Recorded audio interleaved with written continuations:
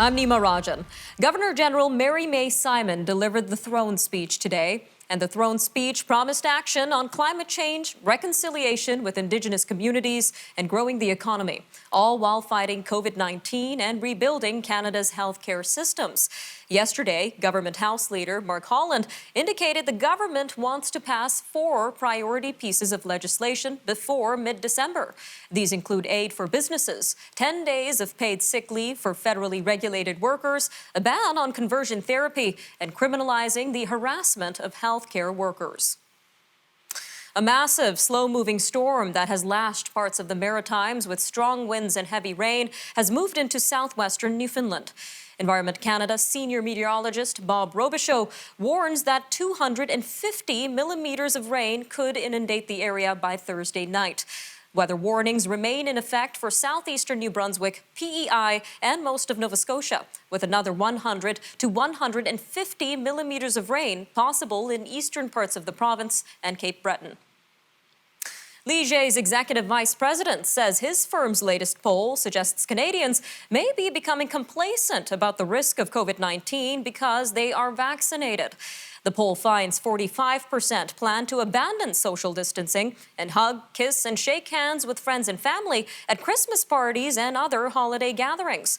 49% admit they aren't afraid of catching the virus, but only 35% say they would invite someone who is not fully vaccinated into their home, while 51% think the worst of the pandemic is over. A First Nations leader says the British Columbia government didn't warn residents in flood-prone areas about the potential devastation of torrential rain. Terry Teague, regional chief of the BC Assembly of First Nations, said the province could have acted faster with flood warnings. This is especially after a heat dome claimed nearly 600 lives this summer, and a wildfire destroyed much of the town of Lytton in the Fraser Canyon. He says First Nations communities are already at a deficit even before a wildfire or a flood. After 3 days in custody, a photojournalist and a documentary filmmaker arrested while covering police clearing a pipeline protest have been released by a BC Supreme Court judge. Amber Bracken and Michael Toledano were arrested as RCMP enforced an injunction against protesters near Prince George in northern British Columbia. They were freed on Monday on the condition that they show up to court in February and comply with the terms of the injunction, which was first granted to Coastal GasLink nearly 2 years ago. The arrests came after members of the Gidimt'en clan set up blockades along the Forest Service Road on November 14th. Manitoba's opposition leader won't be physically in the legislature when members gather today for the Progressive Conservative government's throne speech to open an 8-day fall sitting.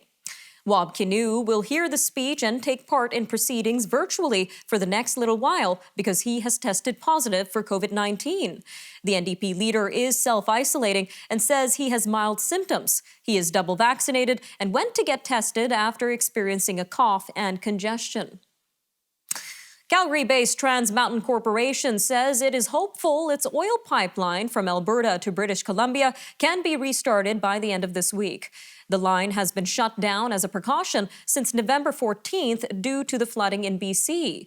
Trans Mountain says that over the weekend, crews hiked or were airlifted into areas where there is still no road access to inspect the pipe.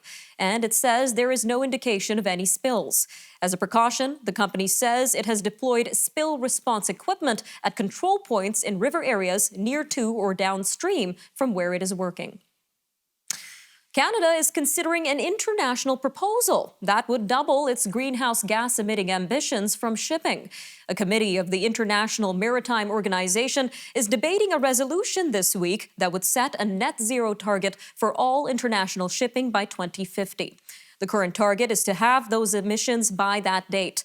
The shipping industry has been cautious about the target, saying it will need research, money, and time to meet the goal. The chief of Northern Ontario's Constance Lake First Nation has declared a state of emergency and is asking provincial and federal officials for help battling a lung infection outbreak. The community has seen several sudden deaths and probable cases of blastomycosis, which is a lung infection typically caused by a fungus spread when someone breathes in its small particles. Anishinaabe Nation Grand Chief Derek Fox is looking for federal and provincial assistance in supporting Constance Lake with access to healthcare, testing, and mental health supports. Stay tuned. We'll be right back after the break with a look at the speech from the throne and what the government's priorities for this session of Parliament are. With us to unpack the Governor General's speech is Elliot Hughes from Summa Strategies.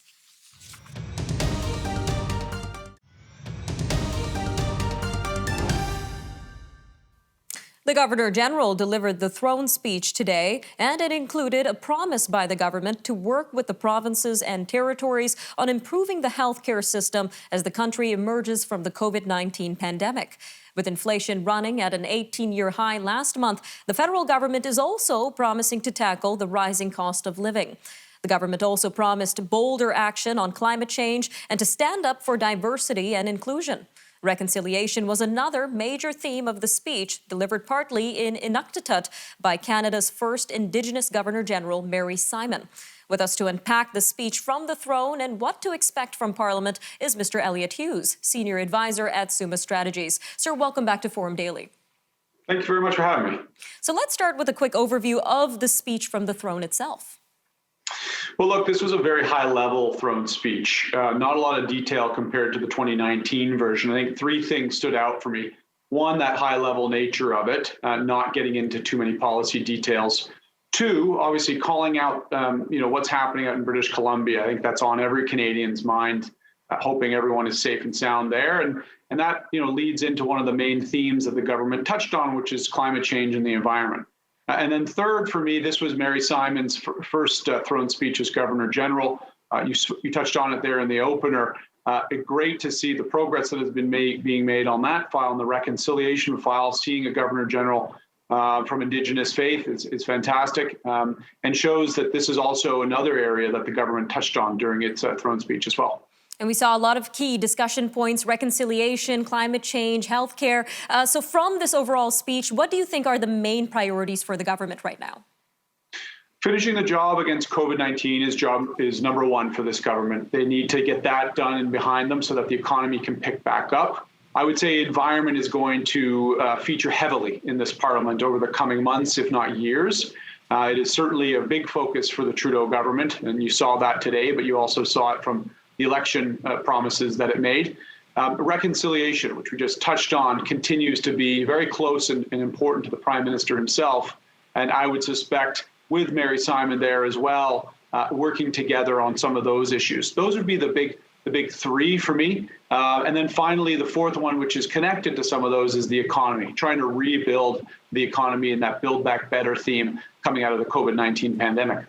And we know that on Monday, the government House leader outlined 4 bills to be passed before Christmas. So let's go over these 4 bills. And is it even possible to pass these bills before Christmas, this short timeline here?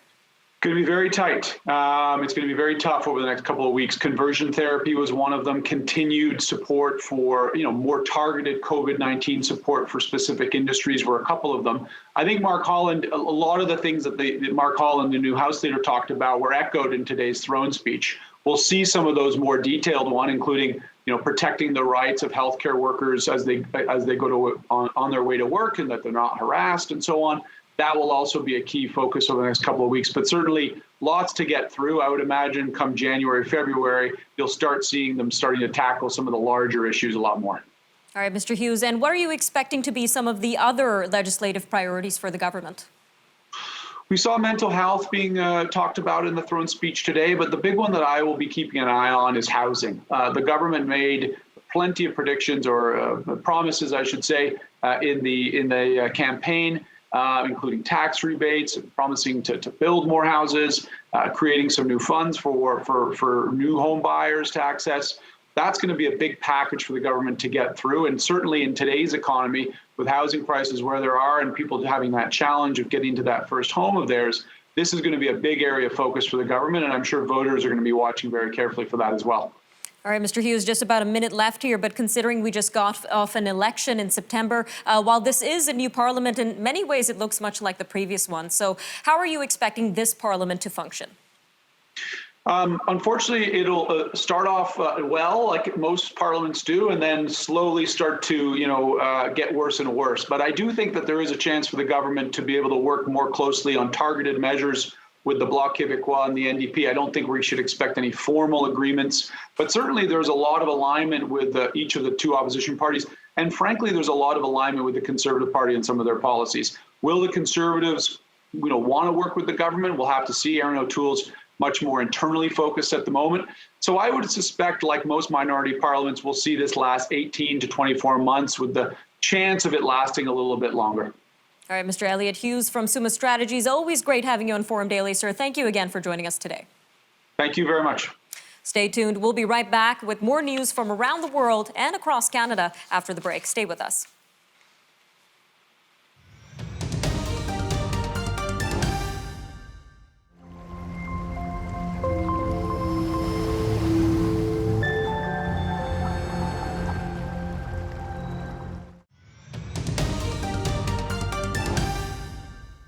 Forecasters say a parade of storms is heading for BC this fall and winter, including record-breaking precipitation for communities along the central and south coast. Those active storms are due to start on Thursday, with another so-called atmospheric river bringing 40 to 70 millimeters of rain to the Fraser Valley. The BC Assembly of First Nations reports several Indigenous communities are still cut off and waiting for resources to be flown in by helicopter. Drivers on 3 major Alberta highways are being warned to expect more traffic than usual. This comes as motorists who were stranded in BC by flooding, washouts, and mudslides head east. Alberta's government issued a news release yesterday warning travelers throughout the province that they can expect to see increased traffic on Highways 3, 2, and 22. The province advised people to pick alternative routes to avoid congestion and to expect periodic delays as commercial traffic picks up. Crews in BC have been able to open sections of Highway 1, 7, and 99, but they are only available to those traveling for reasons deemed essential. Travel in BC on Highway 3 in both directions between Hope and Princeton is also restricted to essential travel only. Saskatchewan's chief medical health officer says parents in the province have a history of getting their kids immunized, and he doesn't think the COVID-19 shot should be any different. Dr. Saqib Shahab says COVID is just another vaccine-preventable disease now, so it is up to parents to be comfortable and get their children vaccinated.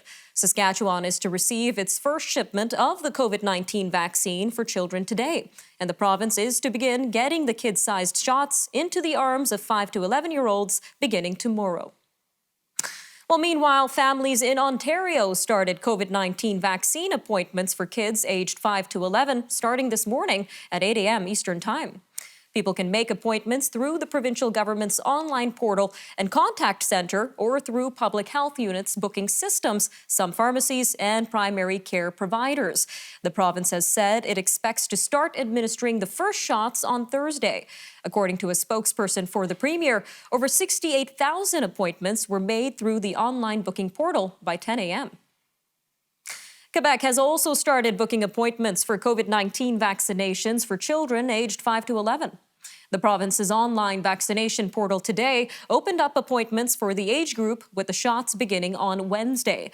Authorities have said they're aiming to administer first doses to about 700,000 eligible children in the province by Christmas. Police in Halifax are warning residents of an ongoing email scam targeting businesses in the area. Authorities say they have received reports of fraudulent emails sent to business clients requesting they pay outstanding invoices via e-transfer. Obliging clients wind up e-transferring funds into the fraudster's account. Police are asking residents to double-check the legitimacy of the business before providing financial information or payments. Optometrists in Ontario say they will demonstrate good faith and start resuming eye exams for children and seniors today. This comes as they enter formal negotiations with the Ministry of Health. The Ontario Association of Optometrists withdrew provincially insured eye services on September 1st in a funding dispute with the province. The association says the province has been underfunding the services, leaving doctors paying around 45% out of pocket. The Manitoba government is inviting people to have their say about what will be in the 2022 budget. Finance Minister Scott Fielding says Manitobans can participate in in-person and telephone town hall sessions that will start in late November and December. Mr. Fielding says in a news release that the PC government remains committed to protecting and supporting Manitobans during the COVID-19 pandemic. This while also maintaining what he called the province's forward momentum toward a full economic recovery. The government also invites Manitobans to participate in an online survey that it says will launch soon. Decorated Canadian diver Jennifer Abel has announced her retirement. The 30-year-old from Laval, Quebec, won 2 Olympic medals, including a silver in synchronized springboard at the Tokyo Olympics in August. She also won 10 World Championship medals, which is the most by any Canadian diver. A hiking trail in northern New Brunswick has been named as one of the top 25 most exciting destinations for 2022. National Geographic Traveler magazine included the Nepisiguit Mi'kmaq Trail in its annual list, along with destinations such as Seine River in France. The trail extends 150 kilometers from Bathurst to Mount Carlton Provincial Park. A restoration of the trail was completed in 2018 to incorporate Mi'kmaq language and culture. We'll be right back after the break with a look at stories making news around the world, from Asia to Europe to Africa and more. Forum Daily will make sure to bring you the top stories. Stay with us.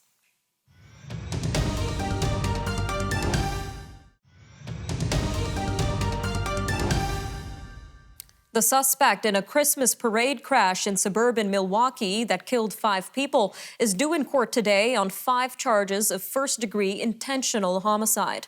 39-year-old Darrell Brooks Jr. had been freed on a $1,000 bail on Friday, which was 2 days before the deadly crash at the parade. 48 people were injured Sunday as an SUV sped through barricades and struck dancers, musicians, and others in the parade. At least 9 people, mostly children, are in critical condition. The United Nations Children's Fund says children in West and Central Africa are the most recruited by armed groups in the world and have the highest number of victims of sexual violence. UNICEF reports that over the past 5 years, more than 21,000 children have been recruited by government forces and armed groups to fight in an increasing number of new and protracted conflicts. More than 3,500 children have been abducted in the region. Ethiopia's prime minister says he will lead his country's army from the battlefront beginning Tuesday. Abiy Ahmed says that this is a time when leading a country with martyrdom is needed. With rival Tigray forces moving closer to the capital, Addis Ababa, his government declared a state of emergency this month. It is estimated that tens of thousands of people have been killed in the war between Ethiopian and allied forces and fighters from the country's Tigray region. The Philippine Navy has successfully transported food supplies to Filipino forces guarding a disputed shoal in the South China Sea on Tuesday. The delivery comes a week after China's Coast Guard used water cannons to force the supply boats to turn back, sparking outrage and warnings from Manila. Philippines President Rodrigo Duterte expressed disgust on Monday in a regional summit led by Chinese President Xi Jinping over last week's Chinese blockade of the supply boats. The head of the United Nations Atomic Watchdog is meeting with Iranian officials to press for greater access in the Islamic Republic. The visit to Tehran on Tuesday comes ahead of diplomatic talks restarting over Iran's tattered nuclear deal with world powers. Iran now enriches small amounts of uranium up to 60% purity. This is its highest ever and close to weapons-grade levels of 90%. World Cup 2022 host Qatar has for years employed a former CIA officer to help spy on soccer officials. This is part of the effort to win and hold the FIFA World Cup championship. An investigation by the Associated Press found Qatar sought an edge in securing hosting rights by hiring former CIA officer turned private contractor Kevin Chalker. It's part of a trend of former U.S. intelligence officers working for foreign governments. Some members of Congress are pushing for greater scrutiny of the market.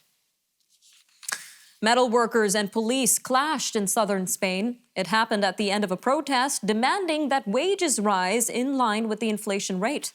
The demonstration in Cadiz marked the 8th straight day of protests and coincided with a strike affecting the whole province of Cadiz in support of the metal workers. The inflation rate in Spain has risen to its highest in years, driven up by energy costs. In October, it stood at 5.5%. This has infuriated many people whose wages have stagnated. The UN Children's Agency says Lebanon's severe economic crisis has left some children hungry and without good medical care and forced others to drop out of school to help their families. UNICEF's report, released on Tuesday, says nearly 3/4 of Lebanon's 6 million residents, including 1 million Syrian refugees, now live in poverty. Lebanon's 2-year economic meltdown is rooted in decades of corruption and mismanagement. The World Health Organization's Europe office says projections show its 53-country region could face another 700,000 deaths due to the coronavirus pandemic by next spring, topping 2 million in total. WHO Europe is based in Copenhagen, and it also cited growing evidence of a decline in protection against infection and mild disease through vaccines. It said a booster dose should be given as a priority to the most vulnerable populations. A company that developed one of the world's first widely approved COVID-19 vaccines is opening a $1.34 billion research center near Cambridge University in England. AstraZeneca's 19,000 square meter complex will house more than 2,200 researchers. CEO Pascal Soriot says the company's ambition isn't just to unveil a building today, but to drive the next wave of scientific innovation. NASA will be undertaking a historic mission late tonight. The space agency will work to crash into a non-threatening asteroid 9 million kilometers away and knock it off course. NASA and SpaceX are working together to test a technique that could one day be used to save the Earth from an asteroid collision. All right, that'll do it for your look at national and international news for today. Take care, Canada. We'll see you next time.